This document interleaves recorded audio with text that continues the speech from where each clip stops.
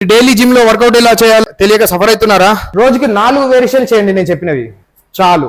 First variation వచ్చేసి lateral race. Wait తక్కువైనా సరే కానీ మనం చేసే పొజిషన్ కరెక్ట్ ఉండాలి. ఇది నెక్స్ట్ వేరియంట్ వచ్చేసి bent over reverse fly. Reverse bent అయి ఇది పొజిషన్. ఇది